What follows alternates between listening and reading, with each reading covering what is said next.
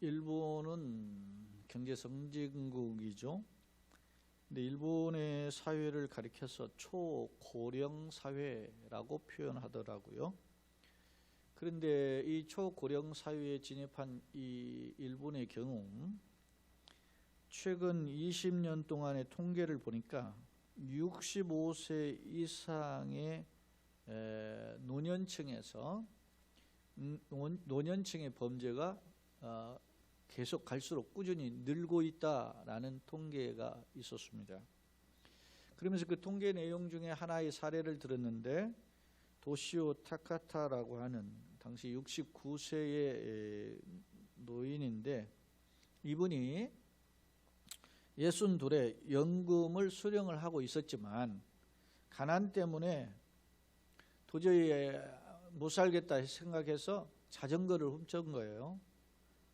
왜 훔쳤느냐 물어보니까 감옥에 가면 내가 연금 수령하는 돈은 그대로 남고 내 생활은 보장이 되니까 감옥에 가야지 하고 그렇게 훔쳤다는 거예요. 그래서 1년간 감옥에 갔어요. 그리고 1년 뒤에 출소했는데 출소 후에 공원에 가서 칼을 들고 사람들을 위협하는 행동을 하니까 신고를 했을 거 아니에요. 그게 의도적이었다는 거죠. 빨리 신고해라. 대신 칼만 들고 위협하는 것만 했지 누구는 하지는 않았는데 벌써 재범이 된 거죠. 그렇게 해서 또 4년간 감옥에 갔다 출소했다고 합니다.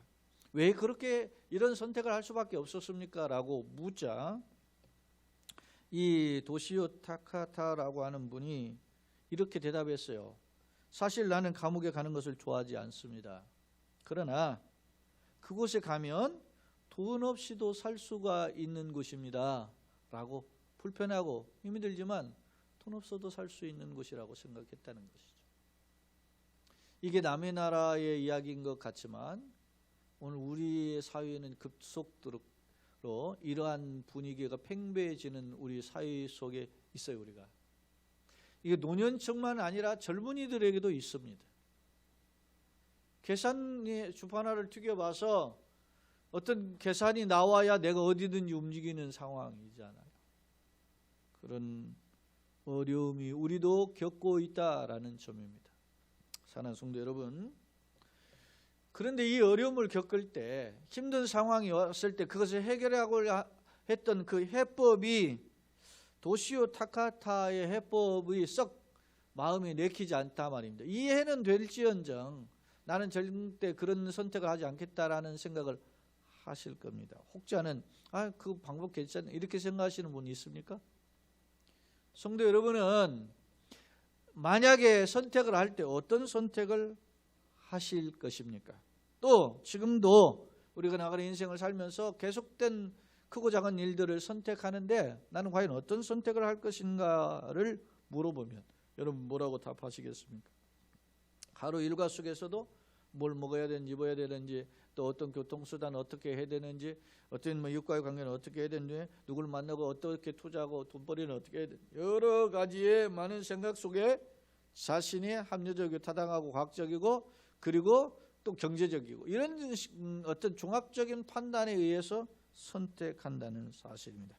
그런데 안타까운 점은 많은 사람들이 일상적인 생활뿐만 아니라 이 중요한 삶의 문제를 결정함에 있어서 깊이 그것이 하나님의 뜻이 생사복의 주인이 하나님이라고 말하는 우리 성도에게조차 하나님께 묻고 하나님의 뜻이 무엇인지를 생각하고 판단하지 않고 남들이 하는 결정에 따라서 남이 저렇게 하니까 남이 유행 따라 이렇게 사니까 남이 이렇게 좋아하니까 그렇게 나도 쉽게 선택하는 경향이 있다는 사실입니다. 문제는 이렇게 남들이 하는 결정, 남들이 하는 그런 유행을 따라 사는 선택은 이러한 선택은 처세술적인 선택인데요. 이러한 선택은 결국 자신의 인생을 절망이라고 하는 고통이라고 하는 하나님과 관계에서 멀어지는 그 늪에 빠지게 만든다는 사실입니다. 반대로 그런 상황이 좀 어렵고 힘듭니다. 계산법으로 주파를 튀겨봤는데 어떤 면에서 해법이 나오지 않습니다. 그럼에도 불구하고 남들이 가지 않는 길, 쉽지 않은 선택, 그것이 어려운 길이라도 하나님이 기뻐하시는 일이라면 그것을 선택한 사람은 그것이 좀 고통스러운 길이라도 결국은 하나님께서 그를 기뻐하시는 길로 인도하실 줄로 믿습니다. 우리의 믿음에는 그런 에베네셀 하나님, 여기까지 도우셨다가 에베네셀이잖아요.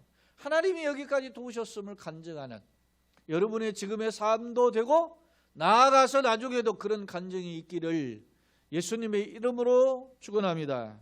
아멘. 자, 주목할 점은, 그러면 여러분은 자신이 선택한 결정, 자신이 선택한 진로에 대해서 과연 만족하는가? 또한 내가 선택한 결정이 과연 하나님이 기뻐하시는 좋은 선택인가? 라고 묻는다면 어떻게 대답하실 수 있습니까? 오늘 우리가 살아가면서 나는 과연 어떤 선택을 할지, 크고 작은 선택을 하는데 그 선택의 기준이 과연 무엇이어야 되는지를 오늘 누가복음 10장 38절로 42절에서 염려를 넘어서 좋은 편을 선택하는 신앙은 무엇인지 살펴보고자 합니다. 먼저 결론적으로 이야기하면 좋은 신앙적 선택은 우선순위가 바른 선택이다, 이렇게 정리해 볼 수 있을 것입니다. 오늘 누가복음 10장의 말씀은 예수님께서 평소 사랑하셨던 나사로와 그 두 여동생 마르다와 마리아의 가정에 대한 기록임을 알 수 있습니다. 성경에 살펴보면 이 나사로의 가정, 그 마르다와 마리아에 속한 이 가정에 대한 기록이 3번 기록되어 있어요.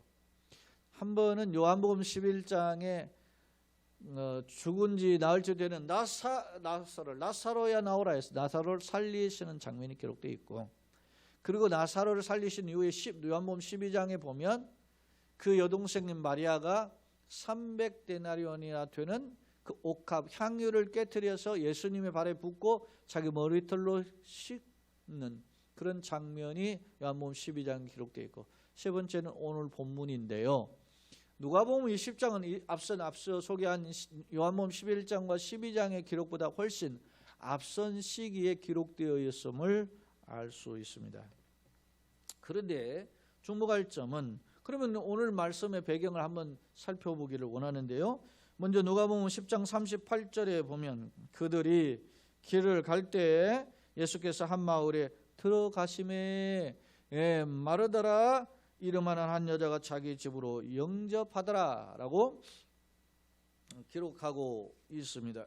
자, 오늘 말씀을 보니까 한 마을에 들어가셨는데 그 한 마을은 정확하게 말하면 요한복음에 근거하면 베다니예요.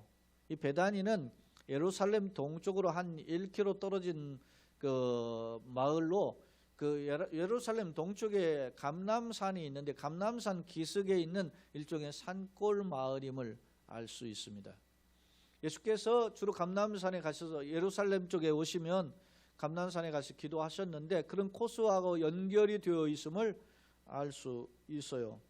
그런데 이들을 요한복음 앞서 11장 5절에 근거해 보니까 예수께서 본래 마르다와 그 동생과 나사로를 사랑하시더니라고 요한복음 11장에 기록되어 있어요. 그러니까 예수님은 실제로 사람들이 이 편을 보냈잖아요.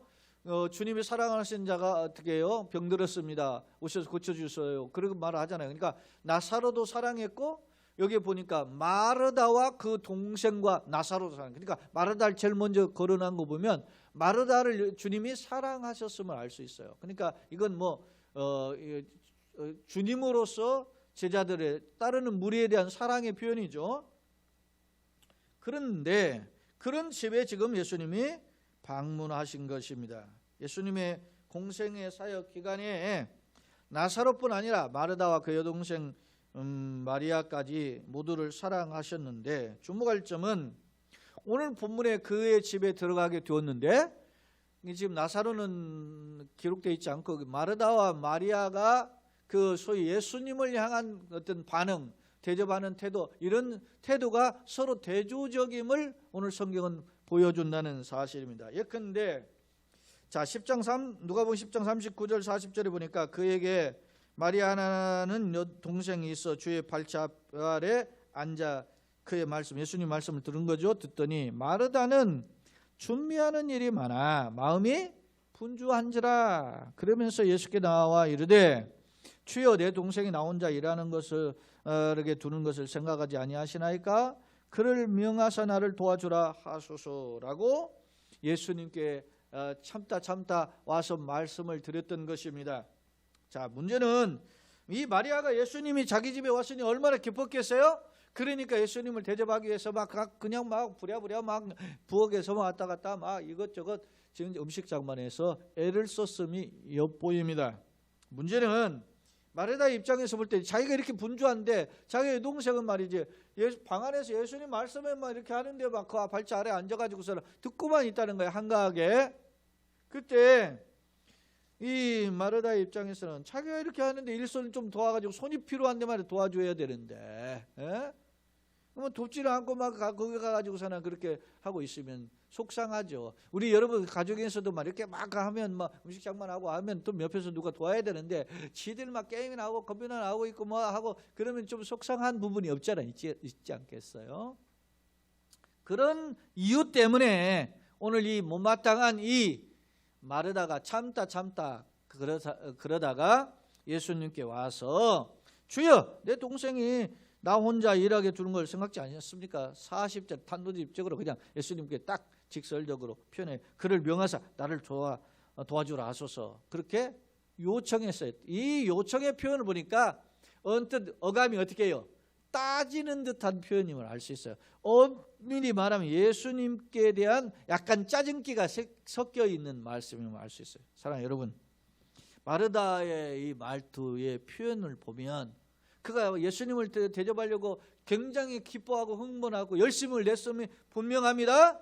그런데 동생은 한가롭게 그 눈치코치 없이 말이지 예수님 발자 앞에 가지고 앉아가지고 그 전에 사인을 또 눈치를 좀 줬지 않았을까 그런 생각도 해봐요. 그런데 여전히 예수님 발 앞에서 말씀을 듣는데 이것이 못마땅하고 짜증났어요. 그래서 참다 못해 예수님께 가서 상박도보다는 이 여동생 좀 예수님 말씀 좀 내보내 주세요. 이 철부지 여동생 좀 내보내 달라 이렇게 예수님께 따지듯 요청했던 것입니다. 사랑하는 여러분, 당시 마르다는 예수님을 어떻게 해요? 최고로 섬기려고 최고로 대접하려고 예수님께 최고의 음식을 제공하기 위해서 준비했음이 분명합니다. 그런데요, 시간이 지남에 따라 그것을 다 준비하지 못하고 마음은 급한 상황에서 그걸 준비하지 못한 것이 뭘 바뀝니까? 짜증과 불평과 힘든 이 상황이 짜증으로 바뀌고 있음을, 불평으로 바뀌고 있음을 엿볼 수 있습니다. 심지어 예수님께 찾아와서 주여 내 동생이 나 혼자 일하게 두는 것 생각지 아니하십니까? 그러면서 그를 명하사 나를 도와주라 하소서 그렇게 은연중 내가 이렇게 애쓰고 있는데 예수님 눈치 없으면 예수님도 쟤도 눈치 없지만 예수님도 눈치 없다라는 식으로 은연중 자기가 봉사를 하는 걸 과시하고 있고 동시에 예수님을 향해서 말이지 핀잔추의 어떤 불평의 어투가 나타나 있음을 알 수 있어요. 그때 예수님이 이에 대한 반응이 무엇입니까? 사실 최고로 예수님을 대접했던 이 마르다의 마음을 모르시겠어요? 아시죠? 그런데 이런 처음에 예수님을 환영하는 마음과 이제 예수님을 대접하려다가 아직 대접을 안 한 거잖아요. 하려다가 바뀌는 이 불평의 마음, 우리가 종종 이럴 수 있다고 나는 보여져요. 우리가요, 내가 푸른 바다 나서는 어디든지 가오리다. 아골골짝 빈들에도 복음 들고 가오리다. 이런 마음을 가졌던 저도 지금 돌아보면 때로는 힘들고 어렵고 참 내가 이래야 되나 이런 생각을 하게 돼요. 사랑하는 여러분, 우리가 이런 상황을 종종 접하게 된단 말입니다. 그 위기가 우리를 힘들게 하는 위기가 경제의 위기 있고 대인관계의 위기 있고 또 나가 믿었던 신뢰하는 사람들의 어떤 면에서 보면 그런 몰이해 때문에 힘들어지는 상황이 있다라는 것입니다. 이럴 때 예수님을 향하는 긍정의 마음, 절대적 긍정이죠. 절대적 어떤 섬김의 그 각오가 와르르는 아닐지언정 흔들리게 된다는 사실. 그럴 때 오늘 예수님은 이에 대한 답변이 무엇이었습니까? 오늘 41절 42절에 보면 예수님이 이렇게 말씀하십니다. 마르다야 마르다야 거듭거듭 부르셔요. 그러면서 네가 많은 일로 염려하고 근심하지만은 몇 가지만 하더니 혹은 한 가지만이라도 족하니라. 그러면서 마리아는 이 좋은 편을 택하였으니 빼앗기지 아니하리라 라고 말씀하셨다는 사실입니다. 사랑하는 여러분, 예수님이 소위 말하면 그거 있지 않습니까? 소위 그 사람이 상대방하고 이렇게 대화를 하다 보면은 상대방이 내가 무슨 말을 하면 추임새를 넣어도 그랬어? 리얼리? 뭐 이렇게 하면서 아유 안 됐다 어쩜 좋아 뭐 이렇게 하면서 같이 공감대를 형성해 줄 때 사람이 위로가 되고 어떤 그 심리학적으로 치유가 좀 되는 거거든요. 근데 예수님은 그런 어떤 그 마르다의 형편을 전혀 모르시지 않은 분임에도 불구하고 예수님은 오히려 마르다의 생각과 마르다의 그 마음의 방향성을 오히려 궤도 수정하고 계심을 알 수 있습니다.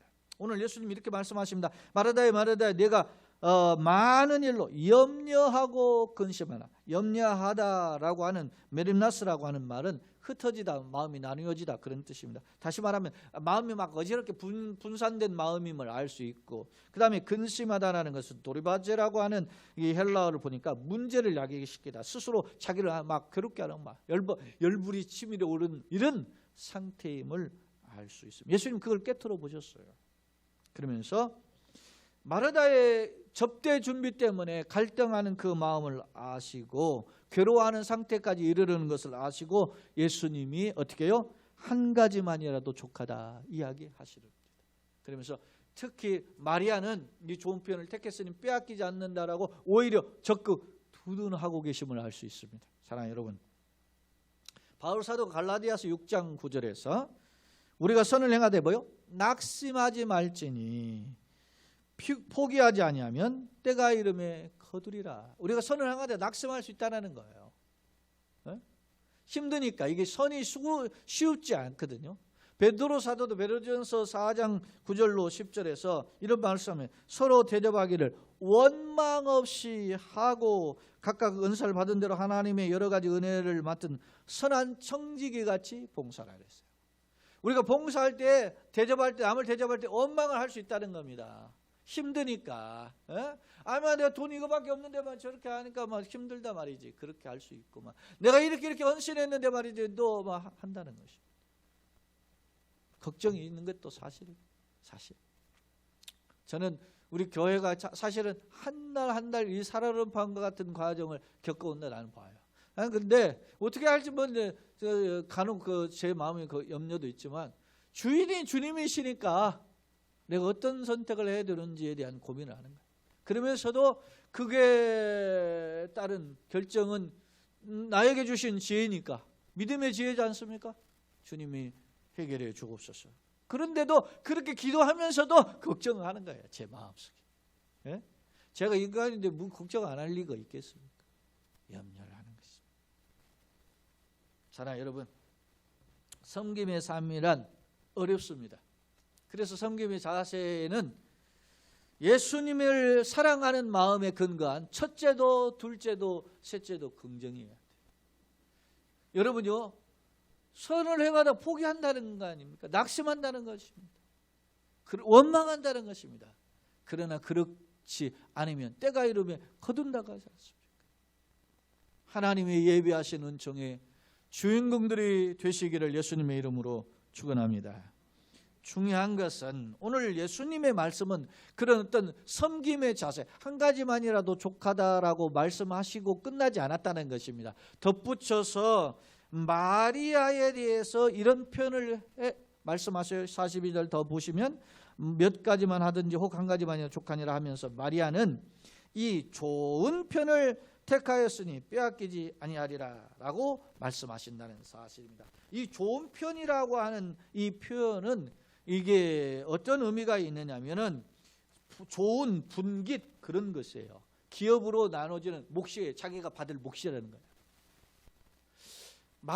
마리아가 선택한 예수님 말씀을 선택한 것은 예수님이 좋은 분깃을 자기는 선택했다는 거예요. 사랑하는 여러분, 이건 소위 역설입니다. 상식적으로 볼 때 예수님이 손님이 오셨으니까 대접하고 물이라도 한 잔 떠내리고 뭐라도 하는 것이 그런 마음이, 그러나 그것보다 대접하는 것보다 더 중요한 자신의 분깃이 뭐라는 겁니까? 주의 말씀을 청종하는 겁니다. 우리는 주객이 전도된 삶. 자, 여러분, 왜 우리가 이런 일에 정상적으로 놓치고 있지는 않는지 우리가 한번 되돌아봐야 됩니다.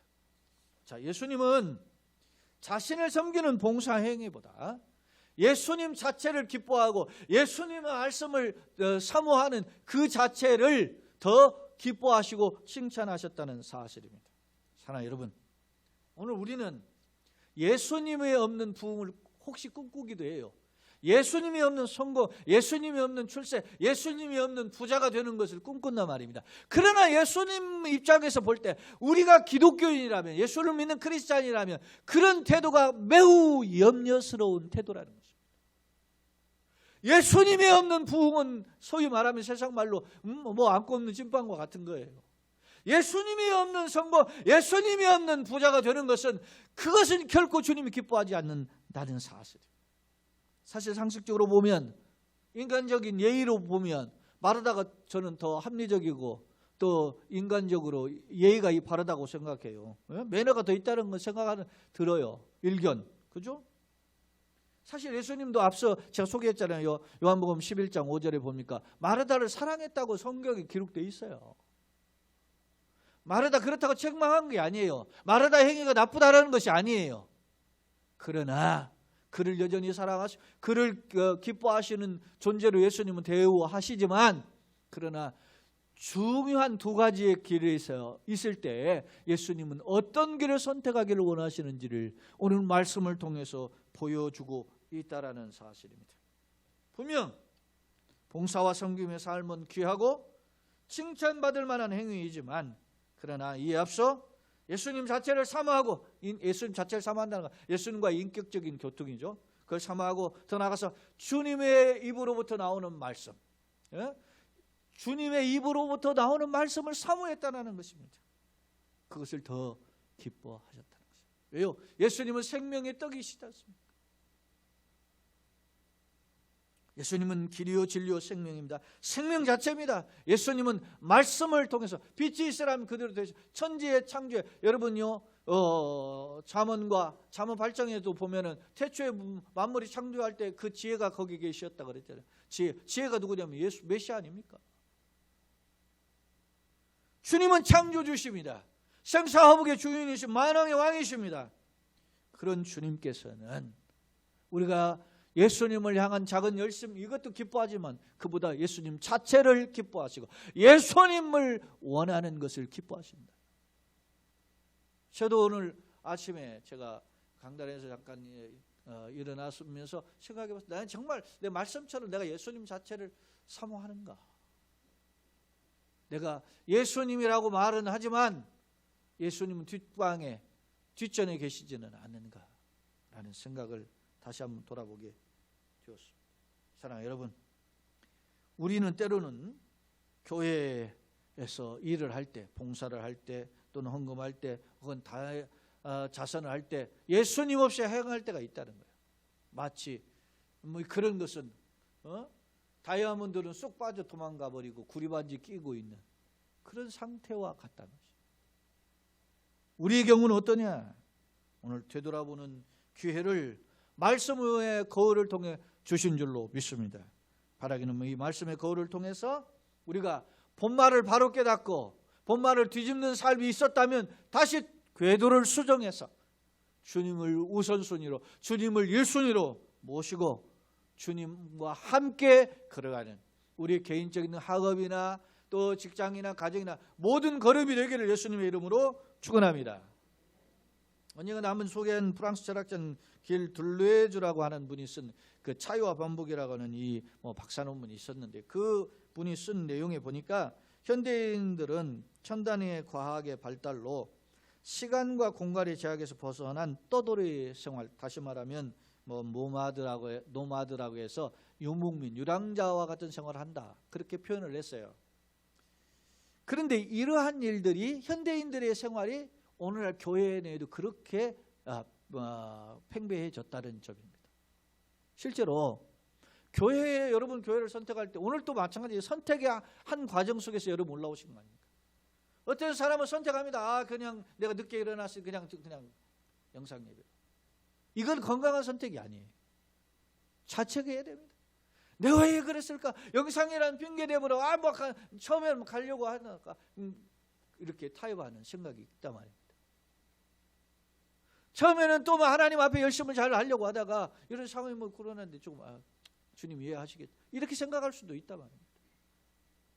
우리의 순간순간 매번 선택을 해요. 그런데 교인들 보세요. 예를 들어서 그 교회가 설교를 잘하는 목사님 쫓아가기도 하고, 카페가 좋으면 카페를 쫓아가기도 하고, 교회마다 카페.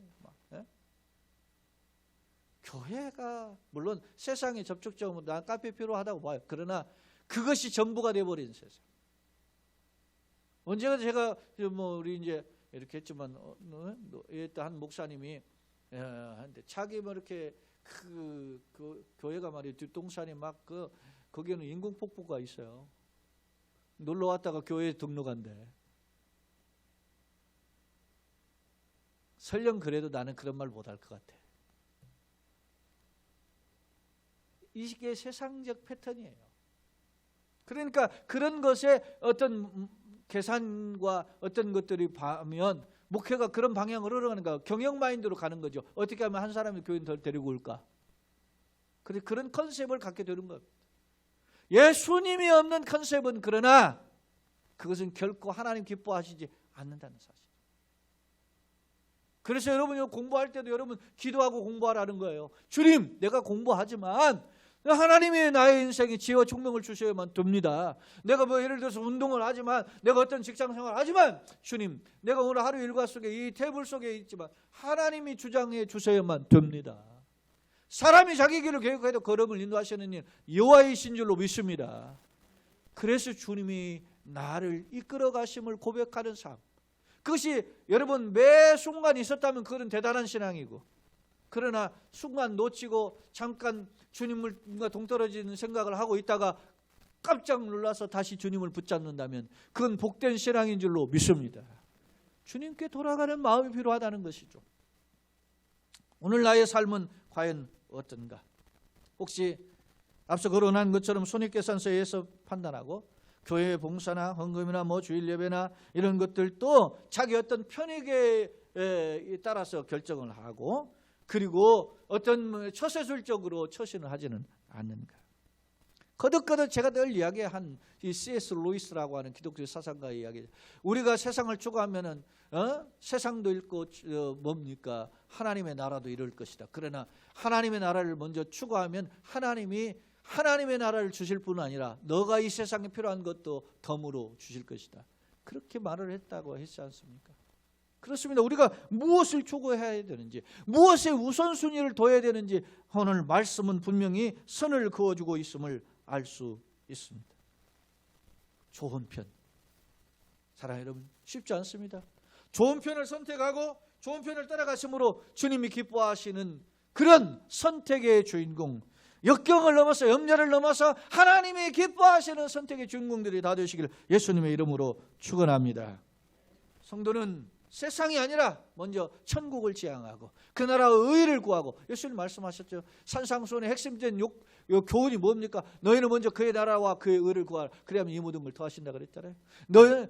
바울 사도는 이야기합니다. 로마서에서 말씀하면서 14장에서 내가 살아도 주를 위하여 살고 죽어도 주를 위하여 죽나니 그러므로 우리가 사나 죽으나 다 주의 것이로다. 바울 사도가 또 고린도 교인들에게 이야기합니다. 그런즉 너희가 먹든지 마시든지 무엇을 하든지 하나님의 영광을 위하여 하라.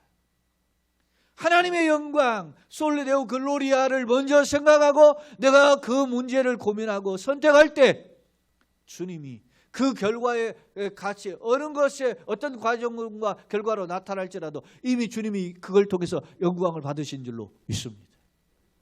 내 선택 속에 예수가 없는 선택, 내 선택 속에 예수가 저 멀리 뒷방으로 밀려난 선택은 결코 그것이 세상 사람들이 박수를 치고 세상 사람들이 부러워하고 세상 사람들이 그렇게 인정해 줄지는 몰라도 주님은 결코 기뻐하지 않는다는 점. 마지막 말씀 하나를 하고 마치고자 합니다. 제가 어렸을 때 제가 그 고등학교가 제가 다니던 학교가 큰 넓은 큰 방주가 하나 있었어요. 근데 그 방주의 절반을 딱 메우고 운동장을 했어요. 운동장이 트랙이 200m의 트랙이기 때문에 꽤 하고 그 운동장으로 막 그 스탠드를 그 도에서 최초로 그런 어떤 스타디움과 같은 운동장을 만들어 놓은 거예요. 근데 절반은 방주인데 호수가 있으니까 얼마나 멋있습니까? 그래가지고 그 학교 건물이 방주의 호수에 딱 잠겨져 있는 물을 사진을 찍으니까 너무 멋있는 거예요. 그런 학교였어요. 그게 그 당시에 최고의 어떤 그 도에서의 기업가가 학교를 인수하고 그렇게 해서 이제 소위 뭐 엘리트 교육을 했던 그런 학교였는데, 그때 그 방주에서 제가 학교 다닐 때 무슨 일이 벌어졌냐면 가뭄이 계속되니까 방주에서 물이 바닥이 나는 거예요. 그 바로 옆에는 이제 흘러가지고 방주를 넘어서 흘러서 옆에 이제 논길을 따라가지고 수로에서 막 이렇게 농사도 짓고 있는데 드러나니까 제 팔뚝 아니 여기만 이만한 막 잉어 막 붕어들이 막 이 고여 있는지 웅덩이 진흙 웅덩이 있는데 가면 죽는 거예요. 사랑하는 여러분, 저수지의 역할, 방주의 역할은 어떻게 해요?